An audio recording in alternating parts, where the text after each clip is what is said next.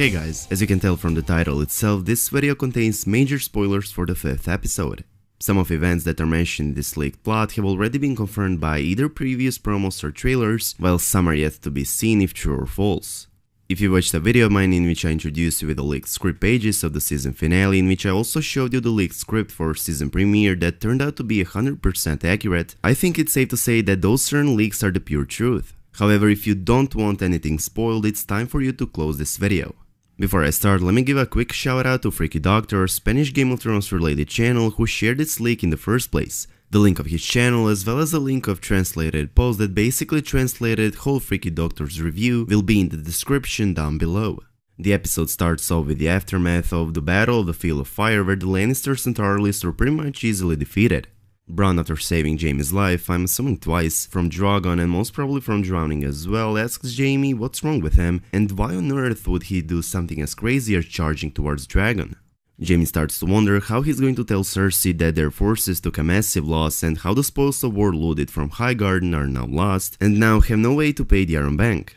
The scene then cuts to Dany's army also facing the aftermath of the battle, handling prisoners and so on, but also the punishment to Randyll and Dickon Tarly, who betrayed their sworn house and pledged their forces to Cersei's cause. Daenerys tells the Tarlys to bend the knee and serve her, but Randyll says that he already swore an oath to Cersei and says that she's his queen.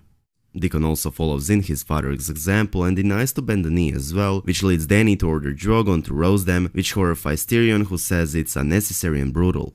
This outcome matches with Varys being concerned about Daenerys in the recently published preview. In that shot, Varys is being concerned about his queen and says to Tyrion that he needs to find a way to make her listen. Scene at Dragonstone is next. Daenerys returns with Drogon at Dragonstone, and when she arrives, Jon Snow is there waiting for her. Drogon with Daenerys on his back lands in front of Jon, who is a little taken back at first, but when Drogon gets closer, Jon pets him a bit and Drogon allows it.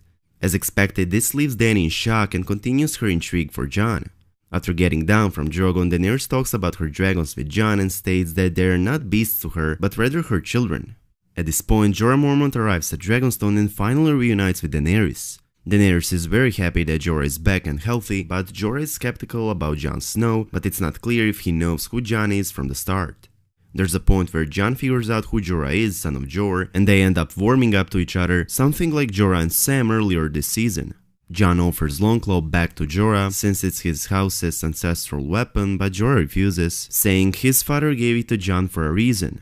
Winterfell is next where a flock of ravens is being sent out. Those ravens, of which one is being watched by Bran, go beyond the wall to see what the Night King is up to, but the Night King senses it and Bran is either forced out of the mind of a raven or leaves out of fear. Back to Dragonstone, Jon gets a raven stating that Arya and Bran have arrived back at Winterfell, which obviously makes Jon happy, but doesn't have the time to think about it. The raven will also include information regarding the Night King and his army, who Bran saw marching towards Eastwatch by the Sea. Tyrion and Varys are wondering if Daenerys will be as brutal as her father and how Dany did things that were unnecessary, such as burning Tarlys, and what they should do about it. Then they decide to inform Cersei about the Night King and his undead army in order to persuade Cersei into joining them, which would pause or end the war since every man in Westeros will be needed to fight in the Great War that is coming. Knowing Cersei's opinion regarding Tyrion and considering how big, or should I say small, chances of persuading her to send her forces north while she would stay on the Iron Throne, they decide to get in contact with Bronn to trick Jaime to meet with them, since Jaime might not be willing to talk to Tyrion since he killed their father. Last time Jaime mentioned Tyrion was in conversation with Bronn, and he stated that if he sees his brother ever again, he'll split him in two. Tyrion uses Ser Davos' smuggling talents to sneak past King's Landing's defenses to meet with Jaime and Bronn. Bronn leads Jaime to sort of catacombs where Tyrion is at. Even though he said he would, Jaime will not harm Tyrion since Jaime now knows for certain that Tyrion did not kill Joffrey, as well as that their father just wanted Tyrion dead. Tyrion tries to convince Jaime to tell Cersei to surrender and join them to fight against the undead army. While they talk, Ser Davos is walking through King's Landing through the armorers and blacksmiths when he runs into Gendry working as a blacksmith, making swords and such. Davos jokes that he left him rowing and Gendry sees him. Gendry is glad he encountered once again a man who saved his life, but also admits that he's tired of being a blacksmith, especially since he's making everything for the Lannisters, for those who killed his father. Let me just say that Gendry being at King's Landing is not surprising at all, considering that Davos told him to keep rowing until he reaches King's Landing.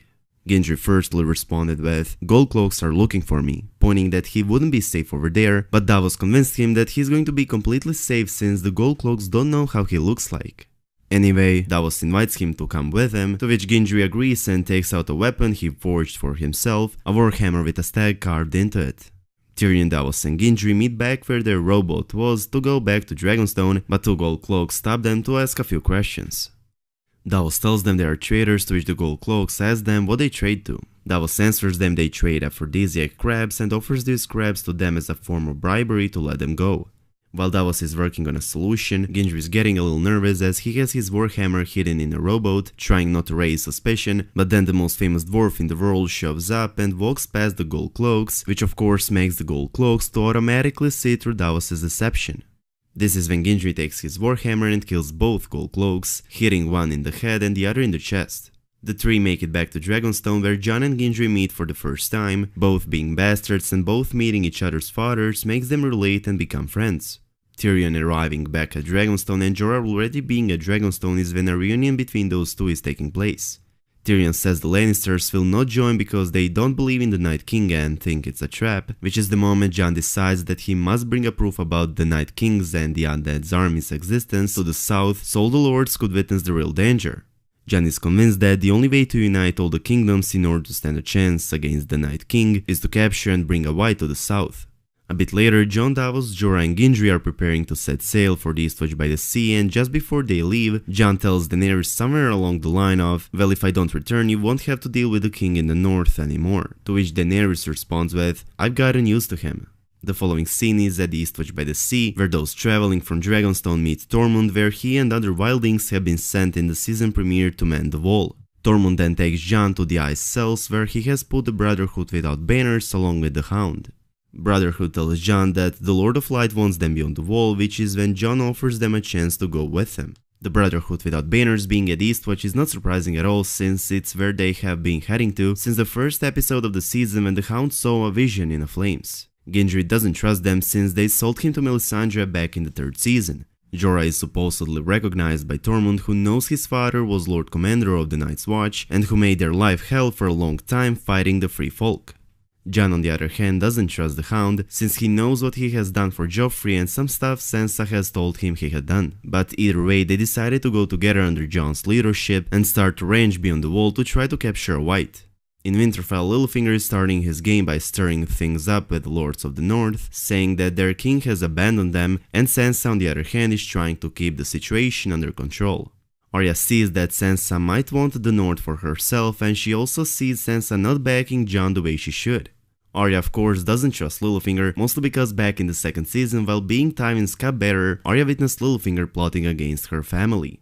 Arya starts to spy on him, which Littlefinger, being the cunning ass he is, recognizes. Littlefinger also sees that she doesn't have an agenda, which he admits is dangerous, since it's hard to manipulate someone like that, but he can try to deceive her.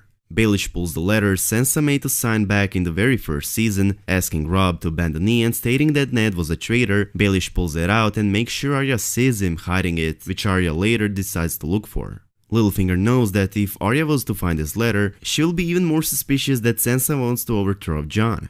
When Arya finds it, Peter Baelish is watching her and he believes everything is going according to a plan.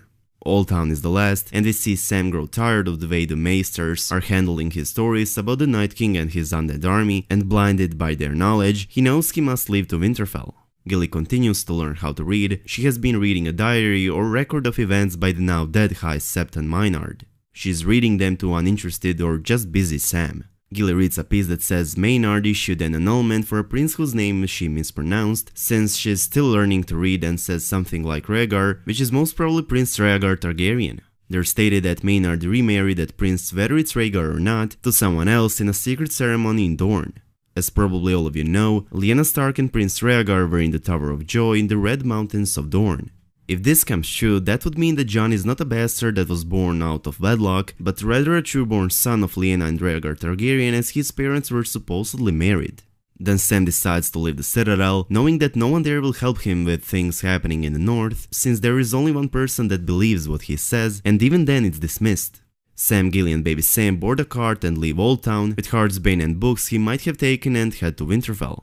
There you have it guys, detailed review for the 5th episode of the season. As you can see, most of those events have already been confirmed by either promos, trailers, previews, or leaked photos, and it's certainly safe to say that those leaks are quite accurate. And as always, let me know your opinion about all of this in the comment section down below. I hope you guys enjoyed this video. If you did, please make sure to subscribe to our channel, and I hope to see you in the next one. Peace.